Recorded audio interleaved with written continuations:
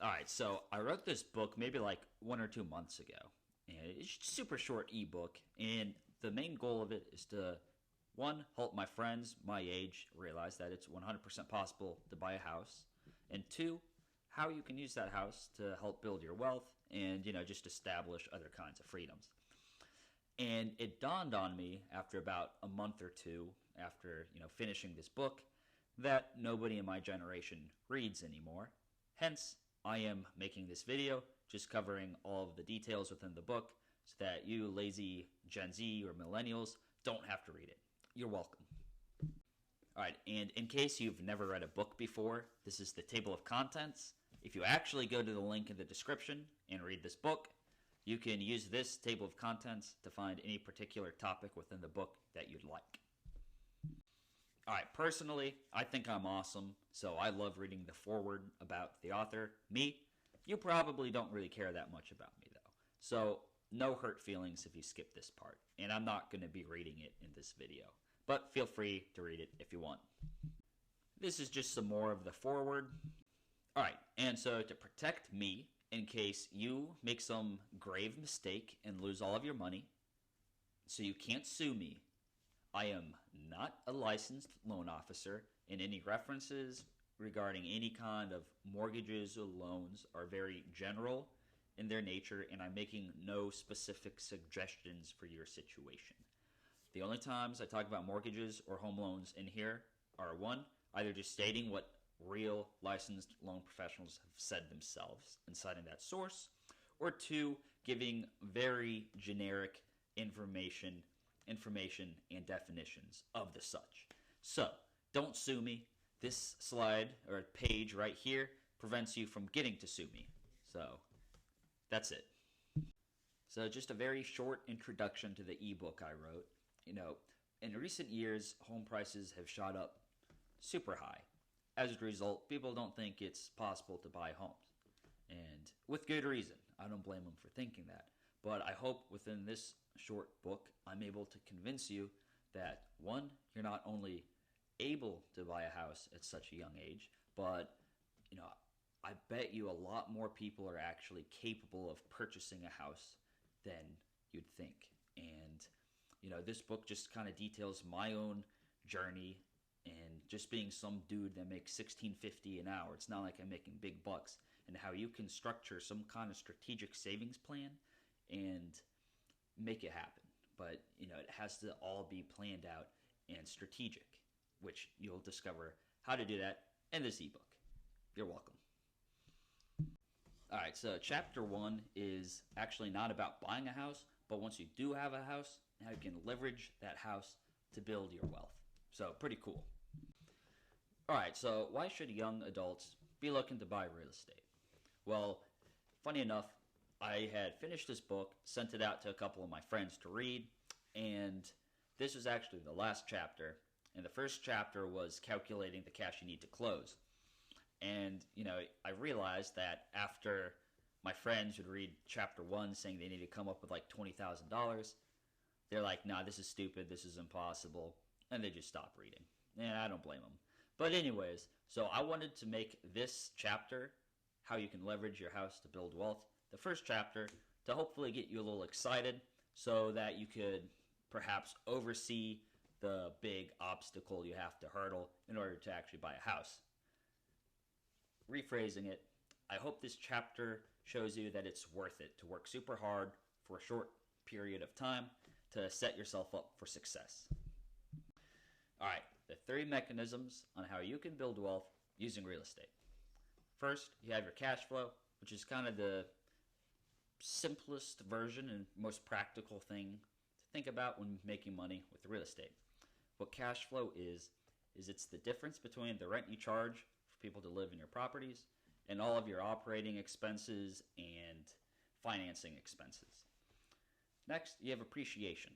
What appreciation is you own an asset, say gold, for example, and over time, that asset increases in value.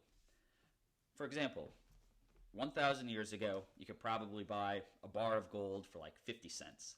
Today, a bar of gold would be like $100. So, if 1,000 years ago, you spent 50 cents on a thing of gold, Well, that same thing of gold is now worth 1,000 bucks. Congratulations, you made $999.50. Simple enough. The third way is the loan paydown. So, every month you have your mortgage payment when you own a house or any other kind of real estate. And unfortunately, most of us have a mortgage, meaning we have to pay a bank the money to pay back our loan over time every single month.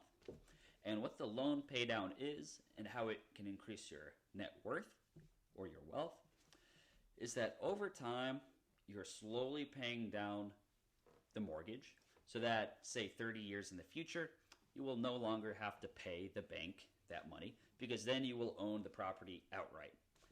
So, between these three mechanisms of wealth generation, you can expect to increase your net worth by owning real estate. Now, in the next few pages, we're just going to go into a little bit more detail on what each one of these is, what it looks like, and how you can kind of calculate or predict to some degree of confidence how much you'll be making. All right, so cash flow, pretty cool, right? It's simply put calculated by subtracting the expenses of owning a house from the rental income received. So, to the right here, you see that I have an income versus expense statement for a property. You just subtract the income and take out the expense from that income, and then you're left with your monthly cash flow. So in this example, the monthly cash flow is about 950 bucks. Pretty cool. Now, appreciation is the inflation of house prices or any other asset. And on average, you can at least expect your house to appreciate as fast as inflation. So, just assuming that there's a 3% average annual inflation, you can expect a house that costs $195,000 to increase its value by almost $6,000 a year. Pretty simple, but this is legitimate net worth that you're adding to your personal balance. All right, now finally, the loan paydown. Over time, when you make your mortgage payments on time, you will slowly be paying off your house, which means, say, 30 years into the future, you will no longer have a monthly mortgage payment, and you will own more equity in the home, hence increasing your net worth. All right, so something that confuses some people is how fast they pay off their home loan. And paying off your home loan isn't linear at all. What that means is on the front end of owning your house, you're going to be paying a lot more interest and a lot less principal. And as time goes on, you're going to be paying more and more principal with each monthly payment. So let's look at this example so hopefully you can understand. So let's just assume that your monthly mortgage payment is $1,135 a month. All right, and now let's just assume that your outstanding mortgage is $200,000 bucks at a 5.5% interest rate. All right, so to calculate the interest we're paying, hence the principal we're paying, we are going to divide that interest rate by 12 months to get our monthly interest rate. So that comes out to be 0.46% per month. And now to calculate the interest we're going to pay this month, we're going to take that outstanding principal of $200,000, multiply it by that percent interest rate for the month, 0.46%, and that is going to be our total interest paid. And so you see we're paying $920 in interest this month. To calculate how much we're paying off the loan, we are going to subtract that $1,135 monthly payment by the $920 paid in interest. And so for month number one, we are paying $215 down on our loan, increasing our net worth by that much. Pretty cool, right? So now the new balance of the mortgage is $199,785. For the next month, we're going to take that same 0.46% interest rate for the month, but now we're going to multiply that by the new principal of $199,785. And so in month number two, we only pay $919 in interest, which means we pay off $216 of principal. So that's one more dollar. And then month number three would be $2 more, then 3, 4, 5, and then, over time you'll exponentially make more money in a way by paying down your loan faster. Hope that makes sense. If not, just look up a YouTube video. All right, so let's just take all three of those components and put them together and see, in this example, how much money and net worth you're actually making. So the cash flow for this example was $953. The average monthly appreciation, $487, and the loan paydown, $165 for the first month. So right off the bat, on average, assuming that appreciation, you're increasing your monthly net worth by $1,605. Pretty awesome, right? All right, now it actually gets a little cooler. So the awesome thing with real estate is that it really compounds with time really hard. So in the next few slides, we're going to look at the cash flow, the appreciation, and the loan paydown after 10 years. So how does the cash flow change within 10 years worth of time? Well, so now let's look at this new monthly cash flow statement 10 years into the future. As you can see, the mortgage stays the same. If anything, your taxes might go up a little bit and your home insurance might go up a little bit. But other than that, which is pretty negligible, mortgage stays the same. And remember, that was the largest expense we had. Now, electricity, water, the trash pickup, and the home repairs, we're just assuming that within 10 years of time, those expenses are going to go up by 50%. In addition to those going up, we're also assuming that the rent is going to go up by about 50% within 10 years. And with how crazy rents have gone up within just the past 3, 4, or 5 years in Richmond, Virginia, 50% in 10 years really doesn't sound like a lot. And so by increasing your income by that 50% and keeping your expenses pretty low, only increasing them by in total probably 10, 15%, you see that the income gets unproportionally more affected by inflation than the expenses do, which is why that time really helps compound your investment in real estate in terms of cash flow. All right, now let's look at the appreciation after 10 years. So assuming the house started at $195,000 in value and a 3% annual appreciation rate, we are now multiplying 3% by $262,000 in year 10 because it's gone up by about $70,000. And so now you see, dividing it by 12, we have about $655 made in appreciation on average per month. That's about a 50% increase, if you will, maybe a little less, but hey, still significant, right? All right, so now the loan pay down in year 10. Originally, I was only paying $165 in principal per month, but now I'm paying $291 of principal per month. So that's almost twice as much. So I'm paying down my loan twice as fast, increasing my net worth by that much per month. All right, and so now to wrap up this chapter, let's look at the year 1 versus the year 10 comparison, and just see how much more money we're making far into the future. So the cash flow over doubled, the appreciation and the loan paydown both went up by about 50%, and so the total net worth increase per month in year 10 is almost double that of year 1. And in the next chapter, you'll see about how much cash you'd expect to need to close. And I think what you'll see is that the amount of cash you need to close on a real estate deal compared to these kind of returns you can get makes real estate an incredible investment. And in my opinion, way better than stocks or bonds or any kind of paper assets. But that's for you to decide. All right, so chapter 2. It's all about figuring out about how much cash we need to close on a house. Simple enough. There are a couple of components that are going to add to the total amount of money you need to close on a house. In this chapter, you'll learn about how much houses cost in Richmond, Virginia in 2023. You'll learn about the different types of home loans, very generally, and like I said before, I'm not giving any specific advice on loans. Please consult a professional and don't sue me because I had that disclosure. And I'm not giving any advice. I'm just telling you what they are and giving you a nice source to look at. So don't sue me, please. All right, 3, we're going to just look at what closing costs are.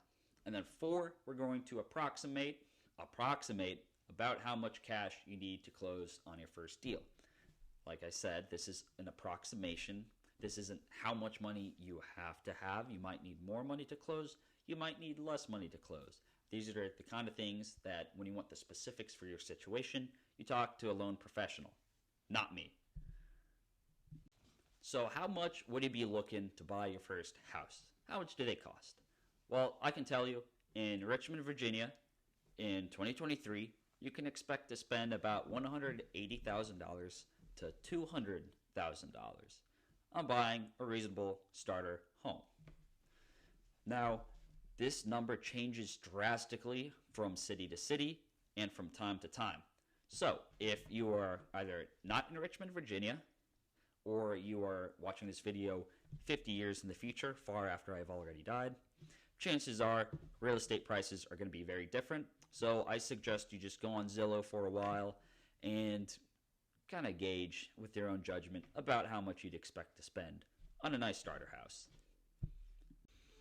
So if you're wondering how you can come up with $180,000 to $200,000 to buy your first home, the answer, unless you're from a super rich family, is to use a home loan. And home loans, also known as mortgages, are just large loans given from a bank to buy real estate. Now, like I said, I'm just saying the facts of home loans. I'm not trying to give you any particular advice. So please seek a home loan professional and not me. Don't sue me. All right. So, home loan definitions generated via ChatGPT and not from my own brain. All right, I'm not a loan professional and I'm not trying to get sued, so I'm saying this over and over again. So, if you sue me, I'm going to play this back and you're going to lose in court. Anyway, so some definitions which will be helpful for you. If your interest rate is the percentage of the loan amount that a borrower is charged by a lender for borrowing money to purchase a home. Simple enough. Higher the interest rate, the more money I'm going to pay the bank. The term. So the term of the loan is just the duration or length of time in which that the loan would be paid off. So my mortgage, it's paid off after 30 years. Therefore, you'd say that the term of my loan is 30 years. Simple enough. Now the down payment, a lump sum of money that a home buyer pays up front when purchasing a property, and is typically expressed as a percentage of the home's purchase price. So let's say a house sells for $200,000. You're putting 5% down. That would be a $10,000 down payment. Cool. The principal. All right, so the principal is the amount you owe the bank at any specific time. So let's say that you just got the loan for $200,000. Before you make any payments, the principal is $200,000. And now every month, as you saw, we pay down the loan by just a little bit with the principal payments. The principal is going to change by only that principal amount and not the interest amount. So at any given point in time, the principal is exactly how much you owe the bank. All right, so just a few more definitions. We have the fixed rate mortgage versus the adjusted rate mortgage. The fixed rate mortgage locks in the interest rate to an exact interest for the entire duration of the loan. For example, my mortgage is at 6.5%. And let's say within the next 15 years, interest rates shoot up to 20%. Well, I still got to keep my 6.5%. So the bank can't try to come in and charge me 20% interest after those years because it's fixed. However, with an adjusted rate mortgage, and look, it kind of confuses me sometimes. They can't just jack up your rate super fast instantaneously. But with an adjusted rate mortgage, and seek a loan professional seriously if you're somewhat confused, they can manipulate your rate over time and ultimately charge you more. Now finally, and I swear to God I can never say this word, the amortization table. It's been like 6 months and I still can't say that word. Anyways, it's a detailed chart that outlines the periodic payments for a loan over the entire life of the loan.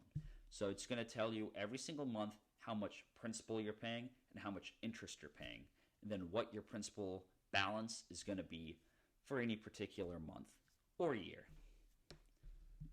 All right, so I'm not going to be saying much here. All I'm going to say is that depending on your credit score, income, veteran status, and a bunch of different criteria, there are some different home loans that would benefit you better than others. So what I suggest is just go to the description if you want to learn more. Click this link, and it's written by actual licensed loan officers, and they're just going to go over the different kinds of home loans and what would work best for you. And I'm not going to say anything other than the source is right here from where I found this image. It's actually from that link on the last page. But yeah, just read this and figure it out on your own. I can't give you advice on this because I'm not a licensed loan officer. All right, now that we're finally through all those boring home loan definitions and whatever else, let's get on to the actual money we need to bring to the closing table. So first, you need closing costs. I actually didn't know what a closing cost was until after I found a house that I liked. I thought I just came up with a down payment and put the down payment down and got the house. Well, it turns out that there are these random costs called closing costs, which will usually cost you about 3 to 6% of the total home value. And so for my house, it came out to be $8,500 extra in costs to buy the house, it sucked not knowing about it at first. But these costs, they are necessary because they cover things like the loan processing fees, the appraisal, home inspections, potentially realtor fees, taxes, insurance payments, home warranties, and the list really goes on. Closing costs suck, but I hope that you are aware of them before you go and buy a house, unlike myself. So a little side note on the closing costs, and this is the first segue into why it's so important to find a good real estate agent, is that you can actually find a seller who is desperate enough to sell their house that they'd actually pay your closing costs for you. So, for example, when I bought my house, my real estate agent, the GOAT, was able to negotiate the seller to pay $6,500 of my $8,500 worth of closing costs.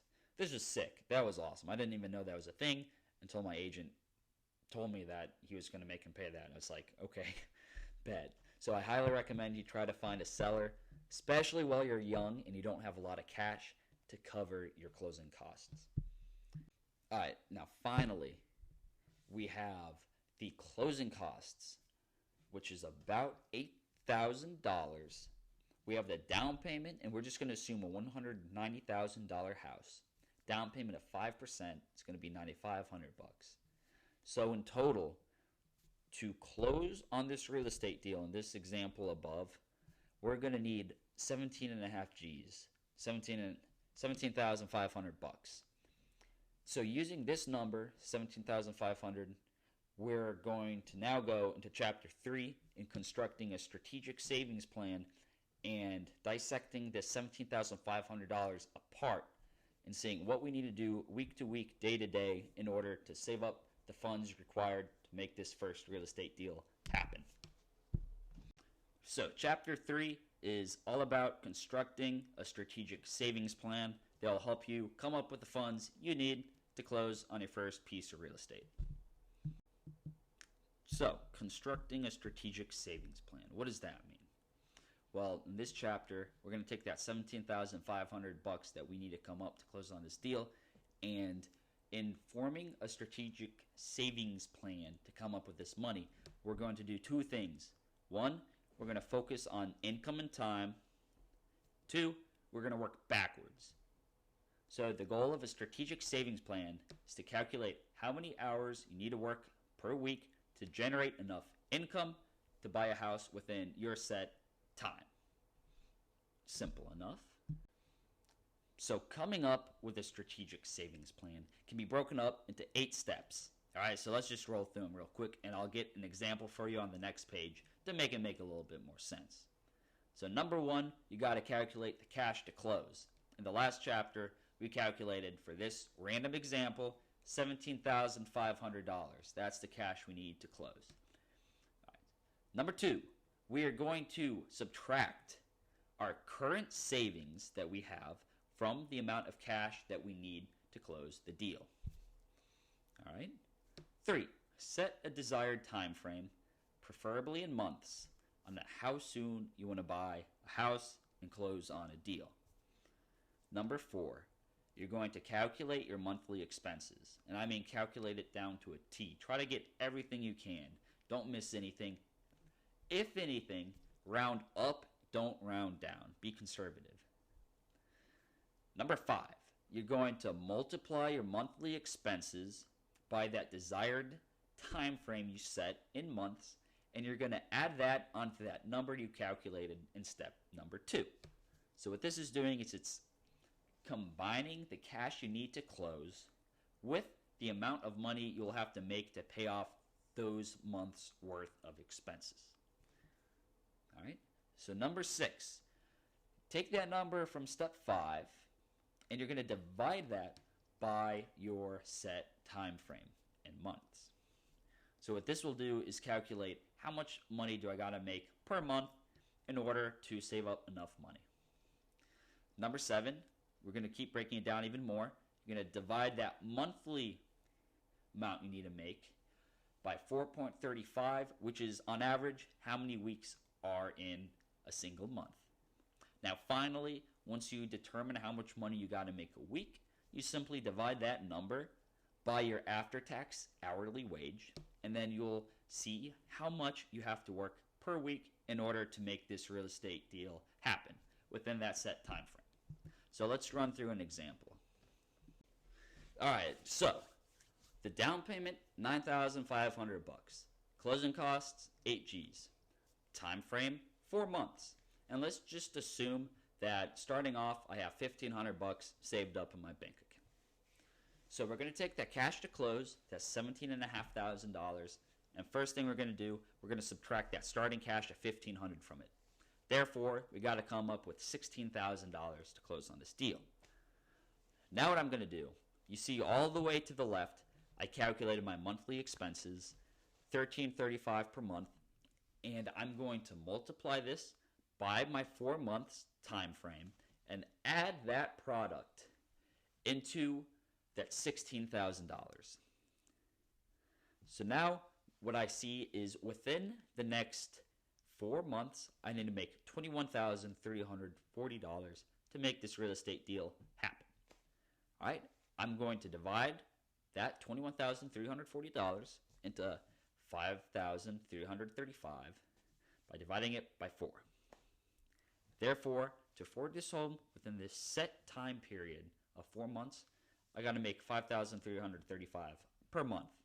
But let's not stop there. On the next page, you'll see how I cut that into how much I need to make per week and then how much I have to work per hour.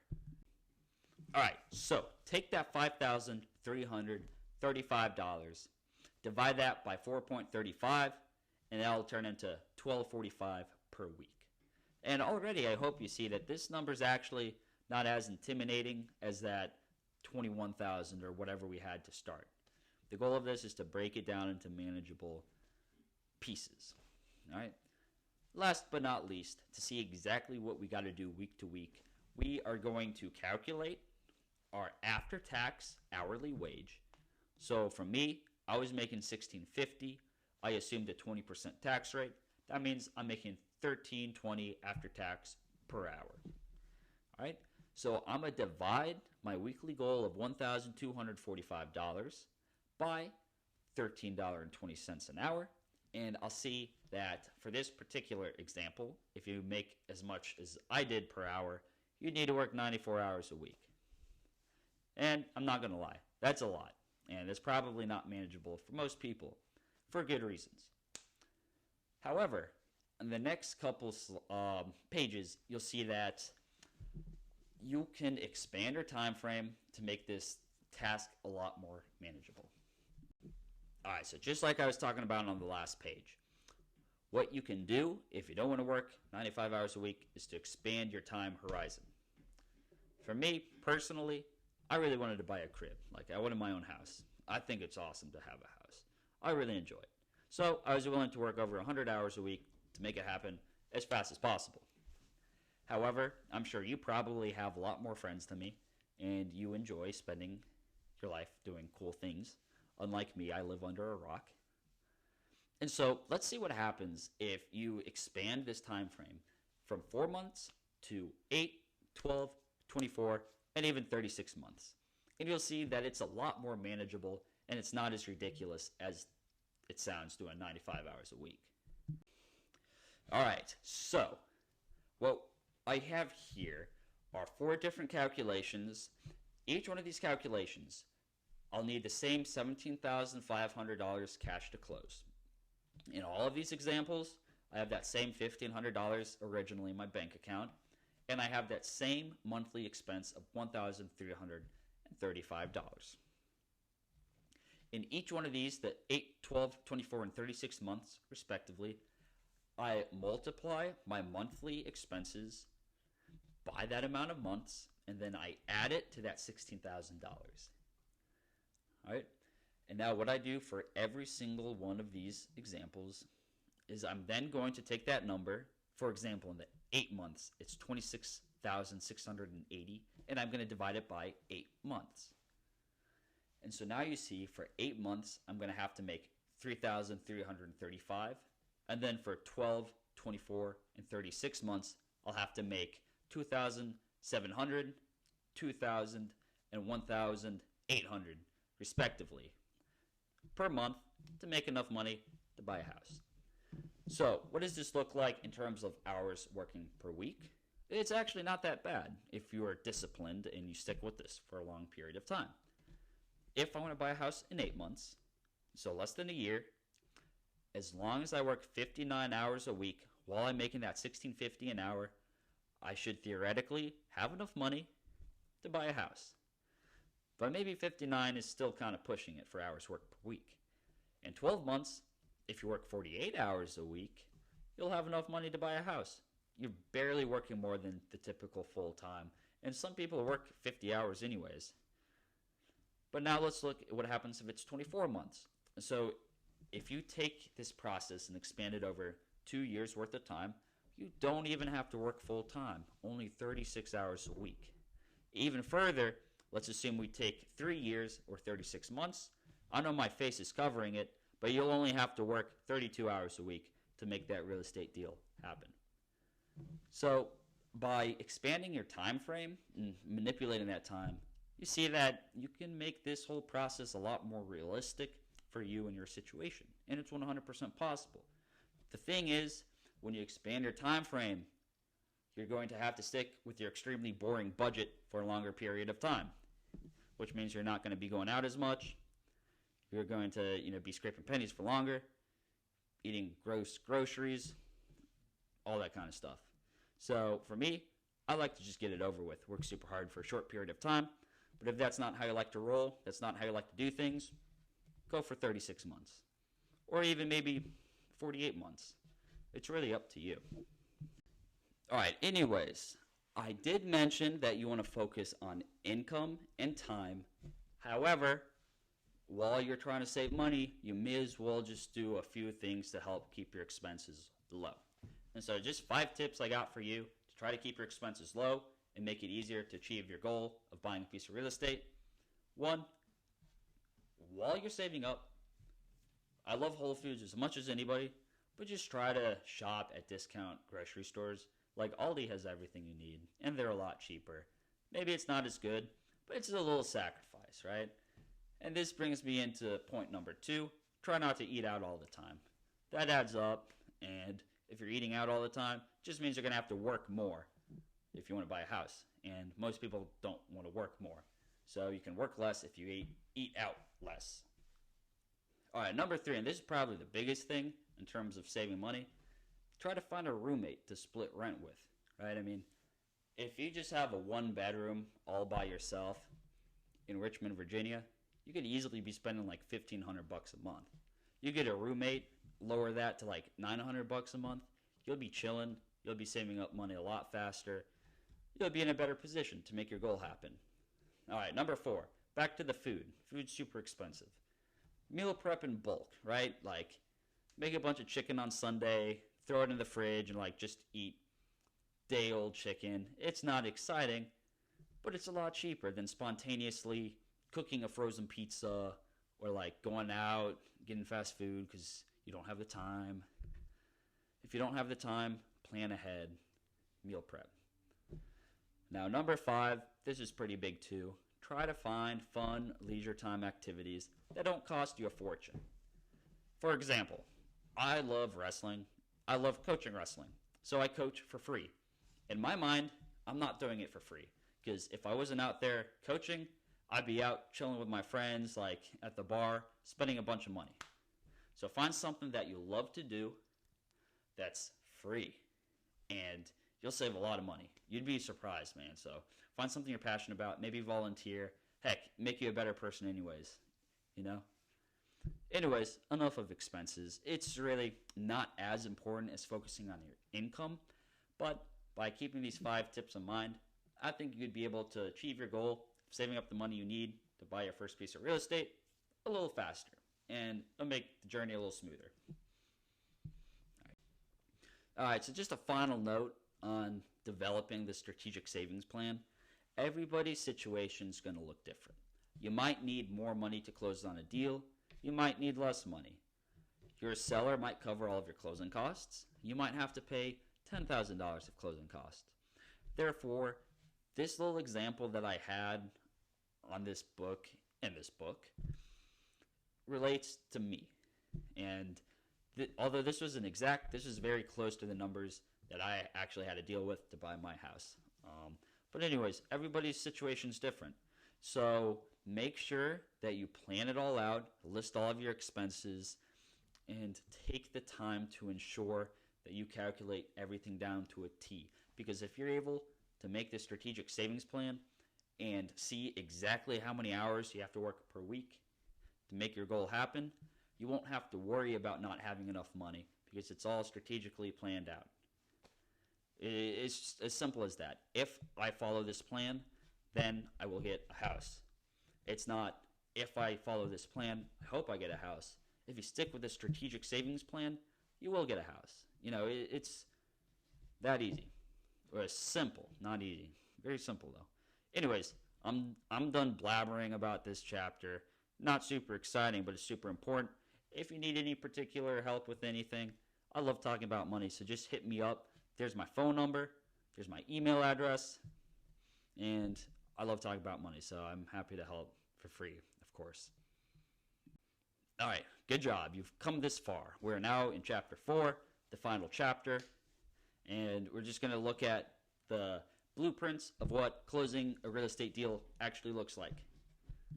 So if you're actually reading the book instead of just watching this video, this page is congratulating you for being one of the few Gen Z and millennials who actually can read 39 pages in a book. For you watching this video, ignore this page because I'm not congratulating you for watching a video.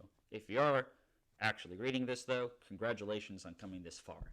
You're above average. All right, so first thing you want to do, say you got all the money you need to close on the deal. You want to find a good real estate agent. If you remember from my previous slides, me having a goated real estate agent actually saved me over $10,000. There's a few things that a good real estate agent will do for you. One, they'll connect you with a loan officer, so a professional who can actually help walk you through the loan process. They'll find deals within your budget. Sometimes this is just a reality check that we need. People naturally like to look at houses that are way above their budget. 3, they can negotiate the sales price. 4, persuade the seller to potentially cover your closing costs, which would be cool. And then finally, they submit legally binding offers for you. All right, so just to show how much money a good real estate agent can make you, this is kind of what the negotiation process looked like between my real estate agent and the seller's real estate agent. So, the seller had his house on the market for $200,000. I couldn't afford that. I would have been happy to buy that, but I couldn't afford it. So what my agent did, he told him, hey, look, seller, we'll pay $190,000 for the house, and also we expect you to pay $5,000 for closing costs. Otherwise, we got no deal. And so the seller, they're like, okay, you know what? We still want $200,000 for the house, but we'll cover $7,500 for closing costs. At this point, I was like, I mean, that's a deal. I told my real estate agent, like, that's perfect. Let's take it. But, you know, he was a great agent. He was goated. So he's like, nah, you know what? Let's try to get a little bit more money out of them. So then he had me offer $194,000 for the house and then $6,500 in closing costs. And to my surprise, the seller actually said deal. And just like that, my real estate agent ended up saving me $6,000 plus $6,500. So 12.5 G's, just like that. So I hope this goes to show that having a good real estate agent on your team is actually awesome. And you should take the time to find a great agent. All right, so you just put in your offer. It was accepted. You're now under contract. Pretty awesome. After you and the seller come up with an agreement, you are now in what is called the closing process. So there are really 5 things that go on within the closing process. First, and I'll go into more detail in each one of them, so don't worry. First, you put down an escrow deposit. You have a home inspection done, a home appraisal. You have the loan underwriting, which is the most stressful and horrible part about buying a house. And then finally, you go to the closing table to finalize everything, tie up the loose strings, and then wham, bam, you are now an owner of a house. All right, so the escrow deposit. What this is a testament of good faith from the buyer saying, hey, I'm actually going to follow through and buy your house. All right, so let's say I'm selling someone my house and, you know, we get an agreement, but there's no escrow deposit. I could be sitting there for 1 or 2 months thinking they're going to buy my house, and if I don't have an escrow deposit and they illegally back out of the deal, I don't really have any leverage on them, so they can kind of push me around. However, by taking that escrow deposit, the buyer now has skin in the game, and if he backs out illegally, I get to keep that $2,000. All right, well, so when I bought my house, first thing I did after we came to an agreement on the price, I wrote a $2,000 check and I handed it to him. Now, fear not, it's not like I'm just paying him $2,000 for no reason.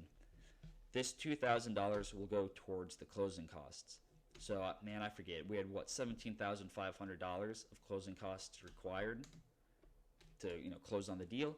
Now, after making my escrow deposit, the number comes down to $15,500. Hope that makes sense. All right, so home inspection now. Good to know if you're in Virginia, and of course if you're in Richmond, you're in Virginia. This is a buyer beware state, meaning unless the seller knows something like super serious, they don't have to tell you anything about the house. It's up to you as the buyer to do your due diligence, do a home inspection to make sure the house is in one piece. Now, typically, a home inspection is only going to cost you like $500.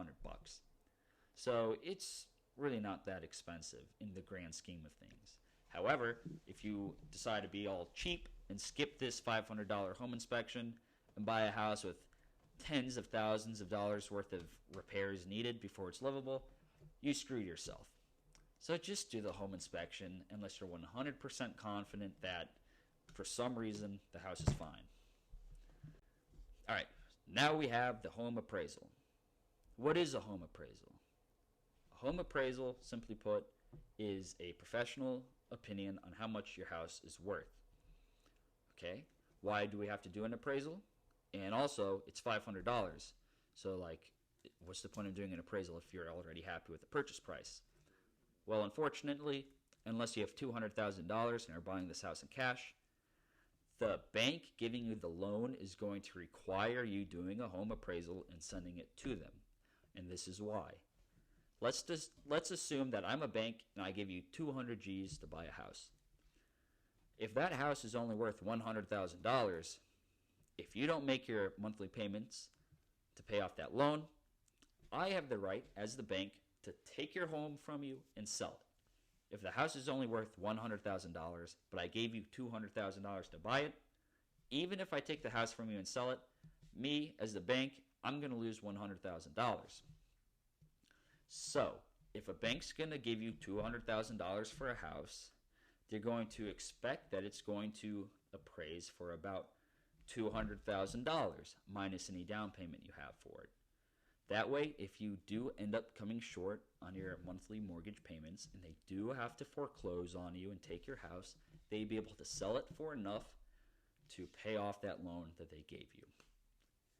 And yeah, home appraisals will cost you about $500, but like I said, unless you got $200,000 in the bank account and you're buying your crib with cash, it's kind of unavoidable.